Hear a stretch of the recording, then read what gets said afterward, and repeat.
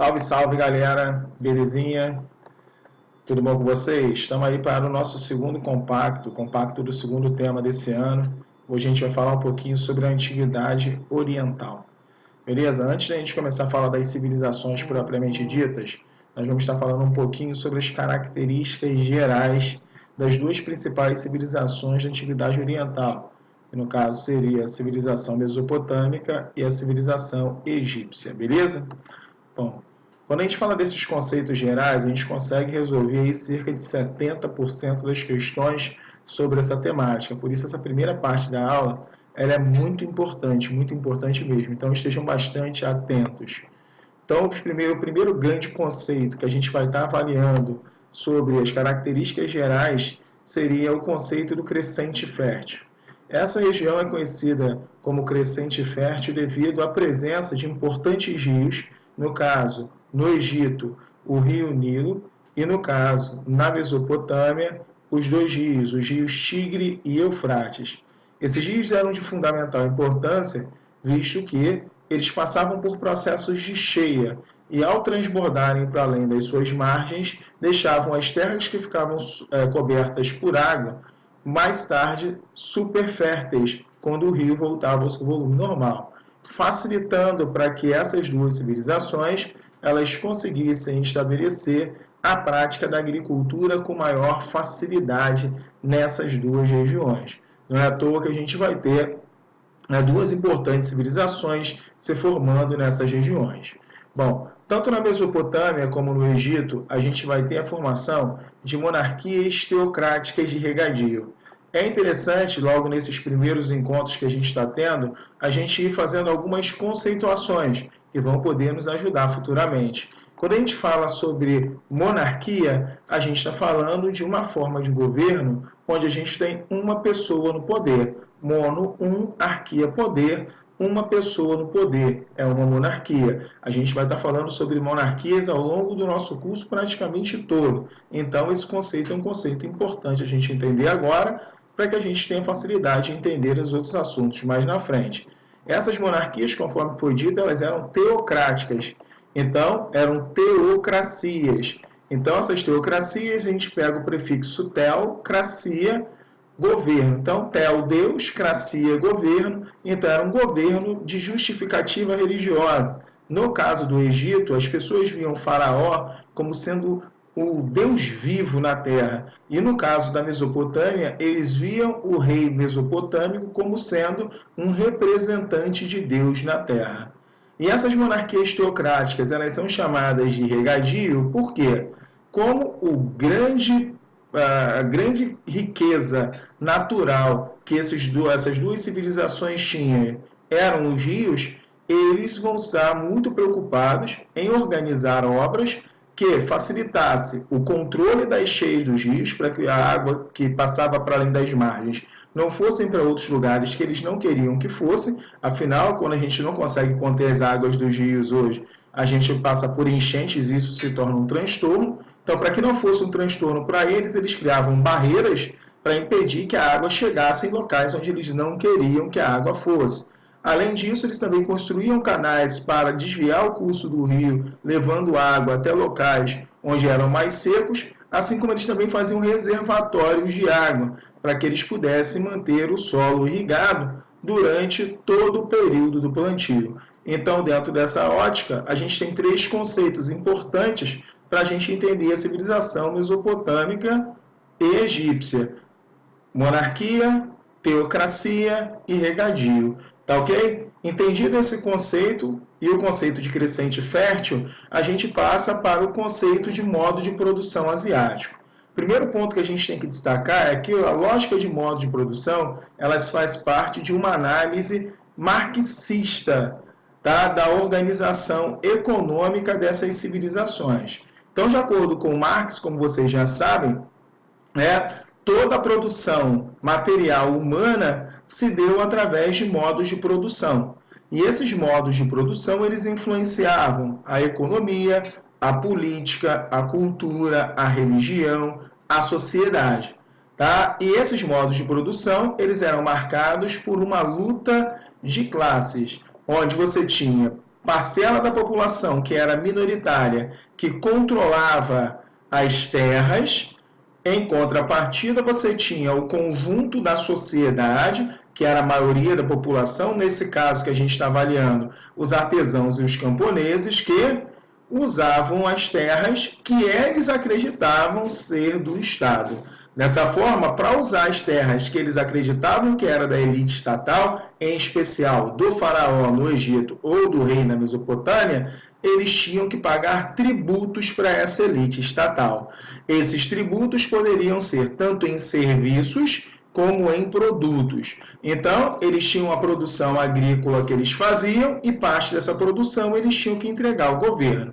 E mais do que isso, no período em que eles não estavam trabalhando na agricultura, eles se viam obrigados também a trabalhar nas obras públicas. Então, iam construir templos, palácios, estradas, zigurates, no caso da Mesopotâmia, pirâmides, no caso do Egito. Então, eles faziam trabalhos para o Estado também como forma de tributo.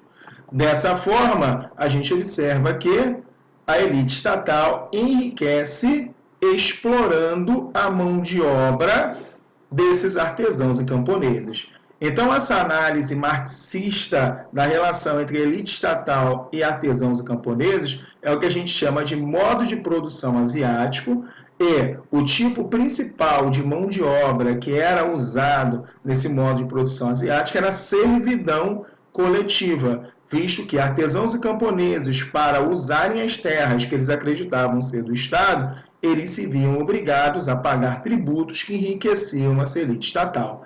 Cássio, mas não tinha escravo no Egito?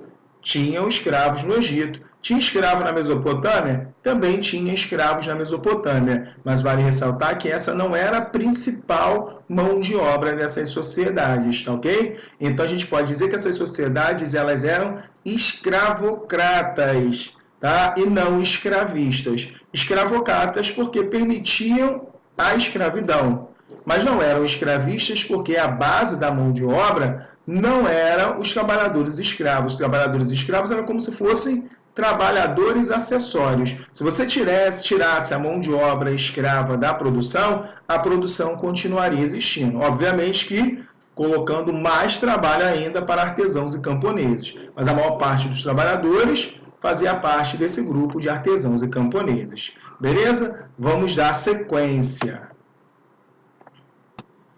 Bom, pessoal, agora a gente vai passar a Mesopotâmia, tá ok? A gente observa que a população, a civilização mesopotâmica, melhor dizendo, ela vai se organizar nas regiões entre os rios Tigre e Eufrates. A gente observa que nessa região da Mesopotâmia, a gente teve a formação das primeiras cidades da história.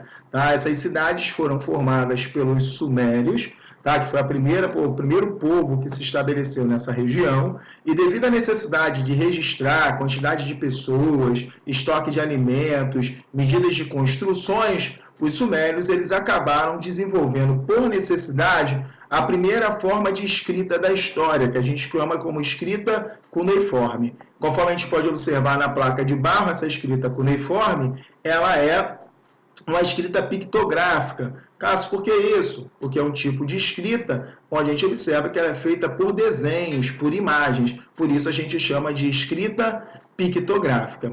A gente observa que, ao longo do tempo, várias cidades foram se formando na região da Mesopotâmia. Mas até aqui a gente não fala na existência de um império centralizado. Na verdade, a gente tem o quê? Várias cidades-estados. São diversas cidades, autônomas entre si, cada uma com sua cidade. O primeiro império centralizado que se formou na Mesopotâmia foi o Império Babilônico. O Império Babilônico foi fundado pelos Amoritas e teve como principal monarca o rei Hammurabi. O Hammurabi, além de conseguir ter o controle sobre a maior parte das cidades que estavam estabelecidas naquela região mesopotâmica, o Hammurabi ficou marcado na história por ter sido o monarca que foi o responsável pela criação do primeiro código de leis escritas da história, o Código de Hammurabi. O Código de Hammurabi ele é conhecido por ter sido orientado pelo princípio de Talião, o famoso olho por olho, dente por dente. Dessa forma, o mal que você gerasse para alguém, você receberia uma pena semelhante de acordo com o crime cometido.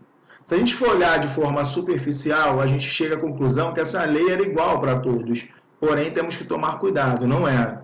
As pessoas que ocupavam as parcelas mais importantes da sociedade, elas tinham penas menores, enquanto as pessoas que ocupavam as parcelas mais baixas da sociedade, elas tinham as maiores penas. Então, a gente observa uma desigualdade social na aplicação das leis. Mas também é importante ressaltar que o fato das leis passarem a ser escritas fez com que os julgamentos fossem mais justos, não as leis, os julgamentos. Porque se a lei estava escrita, ninguém podia mudar a lei no meio do julgamento para beneficiar alguém ou prejudicar alguém. Porque se tentasse mudar a lei, era facilmente falar que estava cometendo uma fraude. Como? Mostrando a lei que estava grafada em pedra. Dessa forma, o Hammurabi se tornou um rei bastante conhecido. Entretanto, após a sua morte, o primeiro Império Babilônico ele entrou em crise, ele perdeu força. O próximo império que se formou, o outro império que se formou na região mesopotâmica, foi o Império Assírio. O Império Assírio ele vai estar se formando inicialmente na parte mais ao norte da Mesopotâmia e vai ter como primeira capital Assur, e mais tarde essa capital, que era em Assur, vai passar para Nínive. Os assírios eles eram conhecidos por serem um povo essencialmente guerreiro e que tratavam seus adversários com extrema violência, através de esfolamentos e empalamentos. E isso fez com que os outros povos tivessem muito medo dos assírios e eles conseguissem promover uma grande expansão territorial. Se a gente for observar o mapa que a gente tem à frente agora, a gente nota que a parte ocupada pelos assírios seria essa parte verde mais clarinha. Então eles vão controlar terras que iam mais ou menos desde próximo à Pérsia até a região do Egito. Então todo esse território era controlado pelos assírios. Devido a esse grande crescimento territorial, ficou muito complicado governar todo esse império. E isso abriu espaço para que os caldeus fundassem na Babilônia, remontassem na Babilônia o segundo Império Babilônico. E com o apoio de outros povos conseguissem derrotar os assírios e retomar o controle sobre a região mesopotâmica. O segundo Império Babilônico ele também conseguiu promover uma grande expansão territorial, tendo seu principal momento durante o governo do imperador, do rei Nabucodonosor. Nabucodonosor ele foi muito importante porque foi responsável por grandes construções e também foi responsável pela expansão territorial e domínio de outros povos. Desse domínio de outros povos, o que mais ficou conhecido, até porque é tratado na Bíblia, a gente tem o cativeiro dos hebreus na Babilônia. Os hebreus foram conquistados e foram escravizados durante o governo do Nabucodonosor, e o Nabucodonosor, usando essa mão de obra escrava associada ao trabalho existente da sociedade mesopotâmica, vai estar realizando grandes construções durante o seu governo. A gente nota que uma das grandes construções que foi feita pelo Nabucodonosor foram os jardins suspensos da Babilônia. Os jardins suspensos da Babilônia eram um zigurate. Isso aqui é uma representação de um zigurate, o zigurate de Ur. E o zigurate era uma construção importante, tanto que existia em todas as cidades mesopotâmicas, e ela não tinha apenas uma função religiosa. Ela tinha uma função religiosa, militar e científica. Os mesopotâmicos acreditavam que os zigurates eram a morada dos deuses. Então, se você tinha um zigurate na sua cidade, os deuses estariam presentes, consequentemente, somente coisas boas aconteceriam por lá. Ela tinha uma função militar porque os soldados costumavam ficar nas partes altas dos zigurates, fazendo observações militares, prevendo, ou melhor, antevendo possíveis invasões de outros povos, que era muito comum nessa região. Assim como também tinha uma função científica, ela servia como local de observatório astronômico. A matemática e a astronomia foram ciências que despertaram muito o interesse dos mesopotâmicos, logo, foi uma ciência que foi muito desenvolvida por essa população. Então, a gente observa aqui um zigurate, construído durante o governo de Nabucodonosor, acabou se transformando em um grande jardim, os jardins suspensos da Babilônia, que é uma construção arquitetônica interessantíssima e também citada na Bíblia, tá ok? Apesar de tanta grandiosidade, tanto desenvolvimento, os mesopotâmicos eles acabaram sendo derrotados, né? O Império Babilônio, o Segundo Império Babilônio, acabou sendo derrotado pelo Império Persa. E a partir daí, a região da Mesopotâmia, ela passou sempre sendo ocupada por outros povos, conforme a gente vai observar mais à frente. Tá? Paramos aqui um pouquinho de Mesopotâmia, vamos dar sequência à nossa aula, beleza? Bom, pessoal, agora a gente vai falar um pouquinho sobre o Egito. A civilização egípcia ela vai se formar ao longo do rio Nilo, que fica na região nordeste da África. Tá? Então, se a gente for parar para analisar o rio Nilo, ele vem desde a parte sul do Egito, né, da Núbia, para ser mais exato, ele vem descendo, ele passa pela primeira corredeira, depois ele passa por uma segunda corredeira, catarata, até que ele chega na região da foz do rio. Então, a gente nota que o rio ele vem da parte alta e ele vai descendo em direção a uma planície, né, que fica lá em cima, descendo, tendo a sua foz lá no mar Mediterrâneo. Por isso que convenciona se chamar a região que está mais abaixo no mapa como região do Alto Egito. Por que a gente chama a região do Alto Egito? Porque é a região onde você tem um terreno mais alto, de onde o rio nasce e vem descendo em direção à foz que deságua lá no mar Mediterrâneo. Tá? Na outra parte, que é a parte de planície, a gente diz que se formou o Baixo Egito. Por que Baixo Egito? Baixo Egito porque a gente tinha ali naquela região o quê? As regiões de terras mais baixas. Então, Alto Egito, região de terras mais altas, Baixo Egito, região de terras mais baixas. Então, quando a gente vai observando um pouquinho a construção política da civilização egípcia, a gente observa que ao longo do rio Nilo foram se formando diversas cidades-estado. Essas cidades-estado no Egito, elas eram chamadas de nomos. Elas apareceram para a gente mais ou menos por volta de 4000 a.C., um pouquinho depois da formação das primeiras cidades mesopotâmicas. Essas cidades, elas também vão estabelecer confrontos entre si. Afinal, todo mundo queria ficar com as melhores terras, ou seja, as terras mais férteis, e também ficar com a região que tivesse maior oferta de água.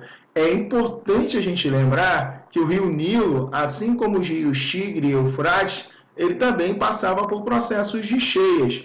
E essas cheias é que tornavam as terras que seguiam ao longo do rio Nilo como sendo as terras mais férteis naquela região do nordeste da África. Então, por isso você tem uma disputa aí. Tem até uma frase famosa, escrita por um historiador grego da antiguidade, Heródoto, que a gente chamou de pai da história e tal. O Heródoto dizia que o Egito era uma dádiva do Nilo. Por que ele dizia isso? Porque, de acordo com o Heródoto, na visão do Heródoto, o que acontecia? O Egito tinha se tornado uma grande civilização apenas porque o rio permitia uma produção agrícola, oferta de água e tudo mais. Entretanto, os historiadores do século XX, eles questionam um pouco essa ideia de que o Egito é uma dádiva do Nilo. Obviamente que o Nilo foi de suma importância para a formação da civilização egípcia. Entretanto, se não fosse o trabalho realizado pela população egípcia para ter o controle sobre as cheias do rio, para poder usar a água do rio, para poder armazenar a água do rio, nada disso teria acontecido. Então, o trabalho humano é de fundamental importância para a gente poder pensar o grande desenvolvimento dessa civilização egípcia, que, diferente da Mesopotâmia, vai apresentar uma centralização política muito longa, tá? Mas só que essa centralização política, ela só se deu após tá? Grandes conflitos que ocorreram na região do Egito. Primeiro entre os nomos, depois você vai ter a formação do governo do Alto Egito e o governo do Baixo Egito, que entra em confronto, e depois a gente vai ter, tá, a centralização política do Alto e do Baixo Egito, formando um único governo no Egito. O responsável por fazer essa centralização política no Egito foi o faraó Menés. Se a gente for olhar a imagem, prestar atenção na imagem, a gente nota que, num primeiro momento, você tinha a coroa branca, que representava o Alto Egito, a coroa vermelha, que representava o Baixo Egito. A coroa dupla é a coroa do Egito unificado. Então, você juntou a coroa do Alto, a coroa do Baixo Egito, e formou uma coroa do Egito unificado. E o responsável por isso foi Menés. A gente observa que nesse período, o período que a gente chama de Antigo Império, foi o período em que os faraós egípcios acumularam maior quantidade de poder sobre os nomos, sobre as cidades e estado. Cássio, por que a gente consegue chegar a essa conclusão? A gente chega a essa conclusão porque a gente tem a construção das grandes pirâmides egípcias, todas elas dentro do período do Antigo Império. Cássio, e daí? Qual é a relação que tem entre uma coisa e outra?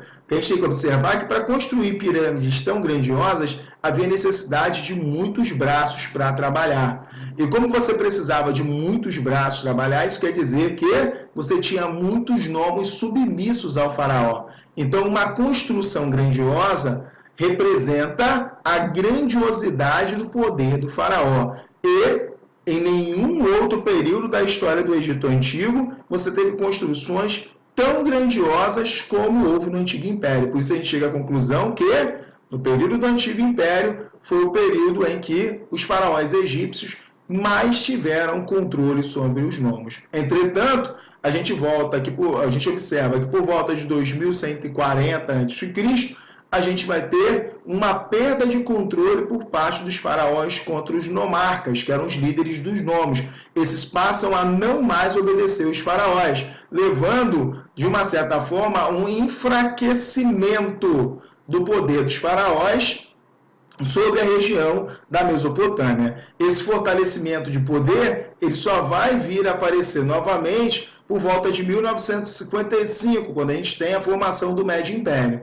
A gente nota que os faraós do período do Médio Império, eles retomaram obras de irrigação, retomaram obras de construção de canais, revitalizaram a navegação no rio Nilo. Então, eles fizeram uma série de obras que tornaram mais fácil e maior o vínculo comercial dos egípcios, e isso fez com que eles conseguissem exercer um grande poder sobre os nomos novamente. Entretanto, uma invasão externa vai ser responsável por derrubar, enfraquecer o poder dos faraós por volta de 1785.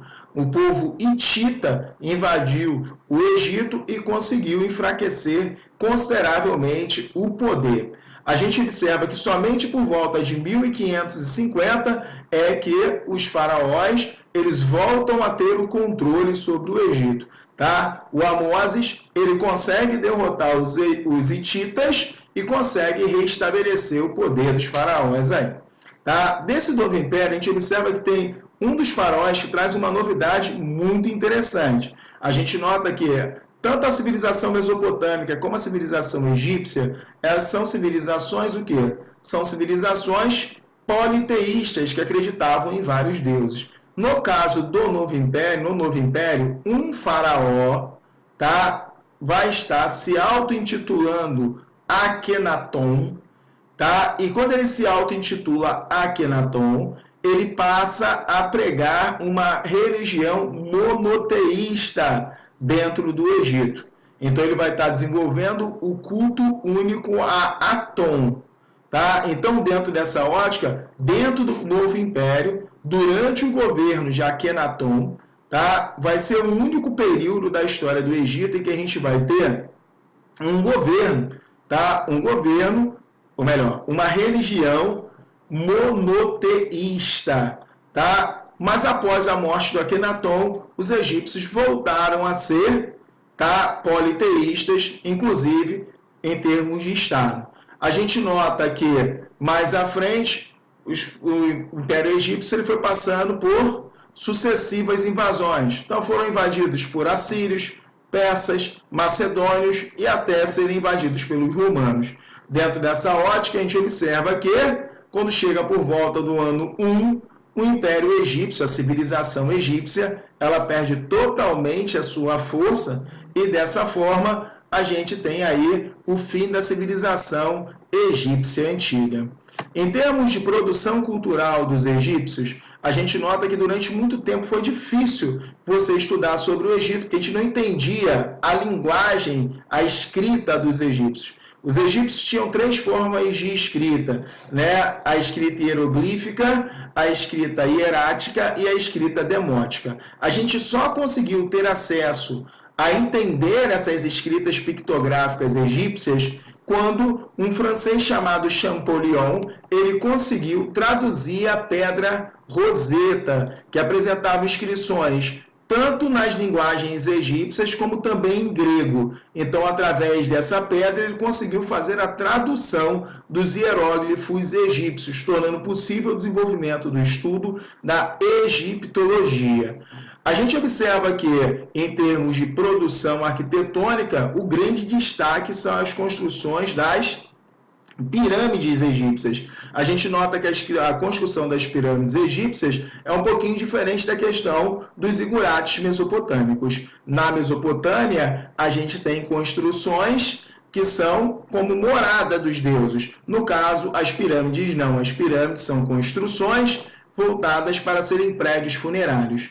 Por que isso? Porque os egípcios eles se preocupavam muito com a vida após a morte. Tanto é que eles faziam um processo de mumificação.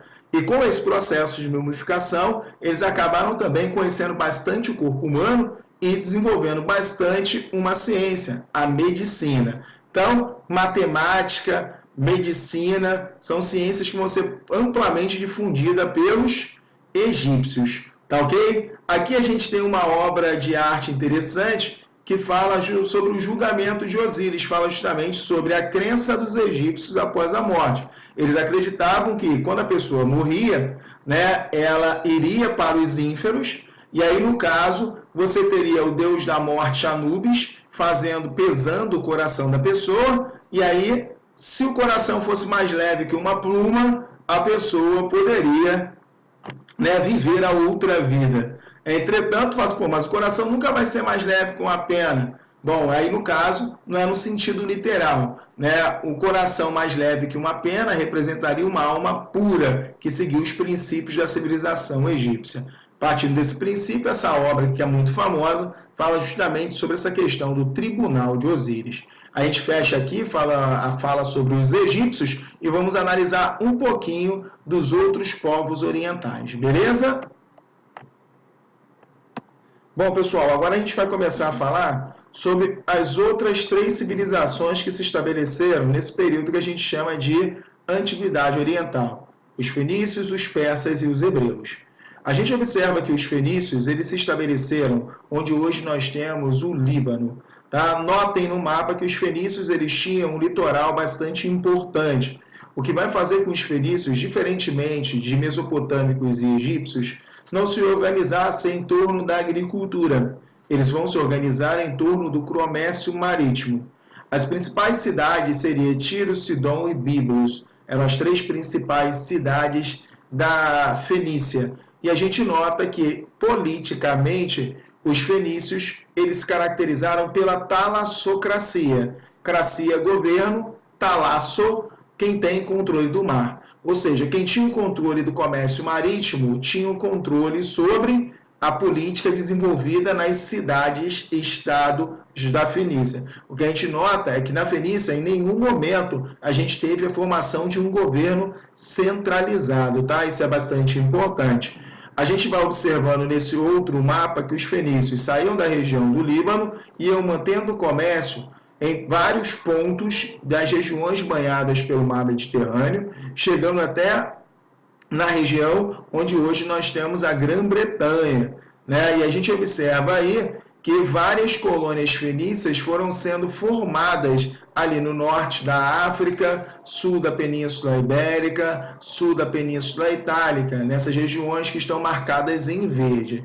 A gente nota que os fenícios eles foram grandes navegadores, então desenvolveram barcos para navegações um pouco mais distantes, é um destaque em termos da produção cultural deles, e devido à necessidade de se comunicar com outros povos para poder estabelecer o seu comércio, eles também foram responsáveis pelo desenvolvimento, pela primeira escrita fonética da história. Enquanto as outras escritas eram apenas pictografias, no caso a escrita fenícia não. Os símbolos tinham sons. Eles vão estar desenvolvendo as consoantes. Como eles faziam para se comunicar só com consoantes, eu não tenho a menor ideia. Entretanto, eles vão estar dando um avanço no que diz respeito à questão da escrita e da comunicação. Bom, saindo dos fenícios e falando um pouco dos persas, os persas vão ter o centro do seu império estabelecido onde hoje nós temos o Irã, tá? E o Irã, inclusive, só passou a se chamar Irã a partir da Revolução Islâmica de 1979. Até 1979, o Irã era chamado de Pérsia. E a língua do Irã, o persa, tá? Então, o Império Persa ele se formou na região do Irã e os persas eles vão estar desenvolvendo também uma monarquia teocrática. Não era de regadio, mas era uma monarquia teocrática. Então, eles acreditavam que o rei persa ele era uma representação do bem e todo mundo que fosse contra o rei persa era uma representação do mal, que é uma característica da religião que era desenvolvida entre os persas. Os persas eles tinham como religião o zoroastrismo, tá? E essa religião, o zoroastrismo, ela é marcada pela dualidade entre o bem e o mal. Então, se o rei persa ele era visto como uma representação do bem, consequentemente, qualquer coisa que ia contra o rei persa era considerado representações do mal. Os persas eles também conseguiram promover uma grande expansão territorial. Tiveram seu império centralizado a partir de Ciro I, depois você vai ter uma expansão territorial considerável durante a administração de Cambises I, e Dario I foi um imperador, um rei persa que teve uma grande importância. Qual foi a grande importância? Quando ele assume o controle do Império Persa, o Império Persa já estava bastante grande, ele ampliou ainda mais o Império Persa, que já dominava a região da Fenícia, a região do Egito, a região da Mesopotâmia, ou seja, era um império grandioso mesmo, e no caso, ele tinha grande dificuldade para administrar todo o império. Então, ele dividiu o império em unidades administrativas, que receberam o nome de satrápias, e em cada satrápia ele colocou um governador, que recebia o título de sátrapa. Para ter certeza que o sátrapa não ia passar a perna nele, né, o rei Dario I, ele colocava fiscais para vigiarem esses governadores, esses sátrapas. Esses vigias do rei, eles eram conhecidos como os olhos e os ouvidos do rei. E se o rei descobrisse que algum desses sátrapas estavam tentando passar ele para trás, ele fazia o quê? Ele eliminava essas pessoas e colocava outras em seu lugar. O Dario I ele também criou uma moeda única, o dárico, que circulava em todo o Império Persa, o que também é uma grande novidade bem interessante. Então ele fez inovações administrativas importantes para o período no interior do Império Persa. Tá? Entretanto, a gente observa que quando ele tentou fazer a expansão do Império para a Europa, ele acabou sendo derrotado pelos gregos. Foi substituído por Xerxes, que também foi derrotado pelos gregos. Após a derrota de Xerxes nas guerras médicas contra os gregos, o Império Persa ele começa a entrar em declínio, chegando aí ao seu final, ao serem dominados primeiro por macedônios e depois, mais tarde, por romanos. A última civilização dessa antiguidade oriental que nós temos é o povo hebreu, que vai se estabelecer na região onde você tem a cidade de Israel hoje, né? Ou melhor, o país, né? O estado de Israel. E a gente nota que nem sempre eles se estabeleceram em Israel, nem sempre eles se estabeleceram em Israel. Na verdade, esse povo hebreu ele era oriundo da Mesopotâmia. Eles também eram politeístas, porém, Abraão ele vai ter uma visão de Deus e Abraão ele vai fazer uma conversão. Ele vai se converter à religião do Deus único, Yahvé ou Jeová. E todo o povo dele vai seguir a religião que ele passou a seguir. E, seguindo ao Deus único, de acordo com Abraão, esse Deus teria prometido a ele a terra prometida, né? Uma terra da onde teria fartura e nada faltaria ao povo dele. Essa terra seria a terra de Canaã, onde hoje a gente tem Israel. Então, Abraão migrou com seu povo, né, da região da Mesopotâmia para Canaã e lá se estabeleceu.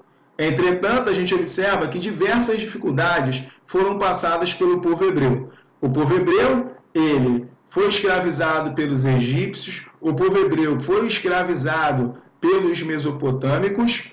Entretanto, o povo hebreu, eles nunca renunciaram à sua religião, que serve como uma unidade, né, desse povo. A unidade deles é através da religião, a noção de comunidade deles é a partir da religião deles. Então, eles foram perseguidos pelos romanos, né, migraram para outros pontos do globo, foram perseguidos na Europa durante a Idade Média, foram perseguidos pelas monarquias europeias durante a Idade Moderna, foram perseguidos pelos alemães nazistas durante a Idade Contemporânea, mas ainda assim nunca renunciaram à sua religião. Então, dentro dessa ótica, a gente observa que esse povo ele se diferencia dos outros justamente pelo fato de ser, dentre todos esses povos que a gente analisou, o povo que era o povo monoteísta, o povo do Deus único, o povo de Yahvé, né?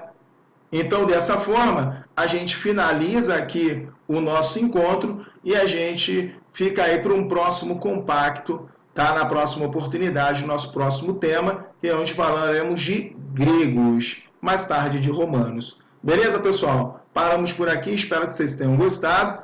Hasta la vista, até mais.